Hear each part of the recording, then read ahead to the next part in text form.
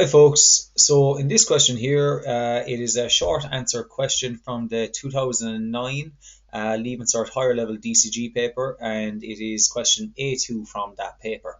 The question itself focused on the topic on perspective, and as always with these short questions, you don't want to spend too much time on them, okay, and as long as you know what you're doing, they should be fairly quick. So it says here, the 3D graphic below shows an arrangement of playing blocks, okay, so you can see obviously a blue one at the bottom for the base, yellow in the middle, and a triangular structure on the top to represent the roof. And then it says the drawing on the right is a partially completed perspective view of the structure. Part A, complete the perspective drawing of the base block and of the underside of the triangular top. Okay, they kind of give you a hint there, the underside of the triangular top. And then it says determine an auxiliary vanishing point for the 30-degree sloping faces. So what they're saying is that the angles inside here for the pitch of the roof are 30 degrees. They kind of tell us what those angles are of the block and complete the drawing. So we're going to have to get an auxiliary vanishing point. But before we even get onto that, we're going to focus on what they tell us to do first, because they give you a little hint here and they're telling you to get the underside of the triangular top. Okay, so that's what we're going to focus on first. So we're going to get the blue portion. Now for the blue portion, it's not too hard. It's just a case of obviously extending down some lines. So you can see here the yellow section here is in line with the blue bit. So I'm actually just going to extend this one down a little bit further. So I'm going to need that in a minute. So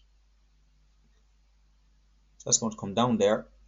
And then you can see here from the yellow section, we've already got that. I assumed this was actually connected through VP1. Yeah, you can see it was there. So from VP1 out through there. And that's actually going to determine, you can see here where the blue block is. That's going to determine where that blue block is there. Now that I've got that portion, I'm now going to heavy in this bit from here down to here. This is the front face of that blue block to there, and now I'm going to get the side of it by vanishing that back to VP1, because any face that are running in this direction are going to go to VP1.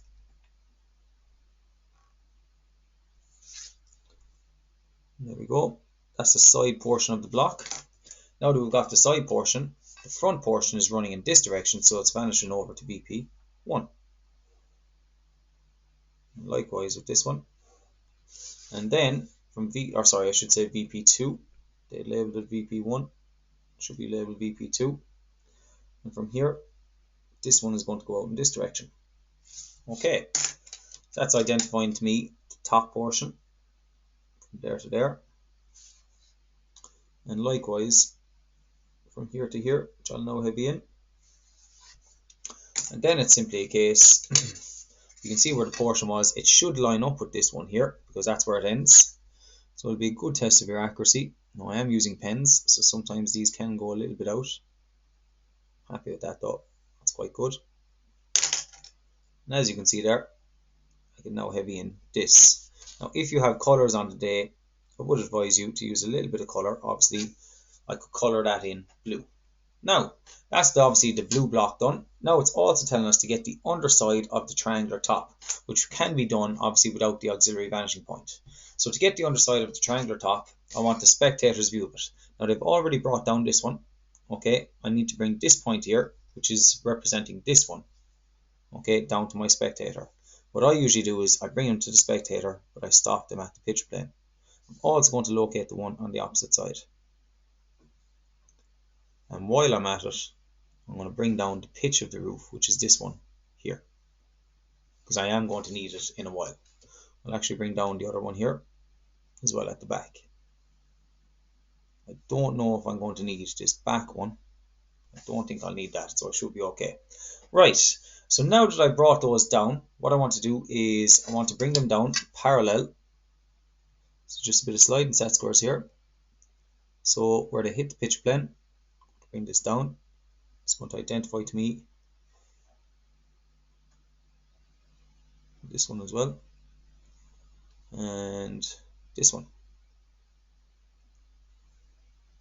Okay, now what's important to note is we've got an edge here that's in line with the yellow line here, with this line here I should say, okay, and that edge there has nothing to do with our auxiliary vanishing point because it is a flat surface, so it'll either go to VP1 or VP2.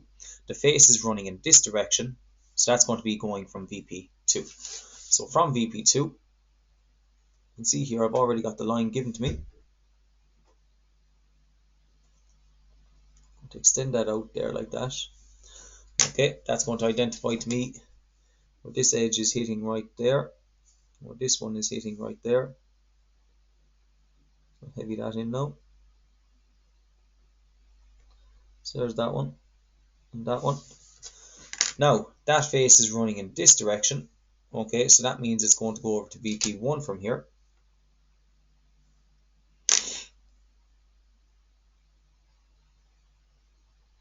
Okay, now that's going to VP1. Likewise with this one, it's also going to go to VP1. It's very hard to see that. Obviously I'm using a biro, as I said. If you're using a pencil on the day, it should be a little bit better. And then from this one here, there's a back edge running in this direction, which will go out to VP2. You can see there, it's actually lining up good for me. Going through the point as well. So heavy in that there. And that's going out to VP2. So as you can see, I got the underside of that triangular portion. Now what they're telling us to do here now, I've part A done. Part B, determine an auxiliary vanishing point for the 30-degree sloping faces of the triangular block. Okay, so essentially what they're saying is we need to find this pitch point here, which is an angle of 30 degrees. Now when you're doing an auxiliary vanishing point, okay, you're going to have to set it up, okay, from either your VP1 or your VP2. Now, what we have to note is, where is the sloping face going? Is it going in this direction or is it going in this direction? It's actually going in this direction here, because that's this portion here is where we have the 30-degree line, okay? That's obviously this edge here, okay? And that's where we have it. So that means from here, from my spectator, I'm going to use my protractor. I'm just going to zoom out there just a little bit. Putting my protractor on this point here, like that.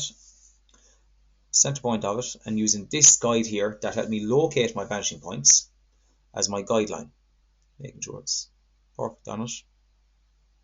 Happy with that. Now I'm going to read an angle of 30 degrees. So 10, 20, 30, right there. So I've marked that 30-degree line. Now from here, extend it out like that ever so lightly, and perpendicular to this line here, perpendicular. I'm just thinking here, go this way. That's my perpendicular. I'm going to extend out this point. There we have it. Okay, so that little angle in there is 90 degrees, very important, perpendicular. And this angle inside here was 30 degrees. Okay, but what that's after helping identify to me is the distance from there to there is going to be my height, okay, for my AVP, for my auxiliary vanishing point. So with my compass, I'm now going to take this height, like that. Then from VP2, I'm going to mark it up. That point right there is now called my AVP, my auxiliary vanishing point. Now, just to show you as well, I went in this direction from this line, and I went at 30 degrees in this direction. Nothing wrong if I wanted to go at 30 degrees this way and just do my line that way, and I'd still get the exact same distance, or sorry, the exact same height, just going in the opposite direction of the line. Makes no difference. Okay, now that I've actually got that, I can use this point here to connect it up to the vanishing point, the auxiliary vanishing point, like that. And what's going to be helpful to me then is that's going to go through the roof point here. So where that hits the picture plane, I need to now project this down parallel.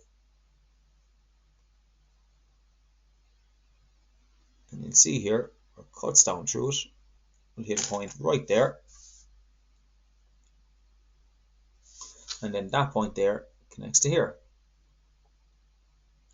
Now that would help me determine my auxiliary vanishing point at the opposite side, which we don't need. I'm just looking here, I'm just trying to see, will I see this back one here as well? Now based on my drawing at the moment, I don't think I can see the back one there. Okay, so there you have it, guys. That is the part B of the question done, where we use an auxiliary vanishing point to determine the sloping edges of the roof structure there. Okay, that there was the 2009 Section A2 question from the higher level paper. Hope you found it helpful.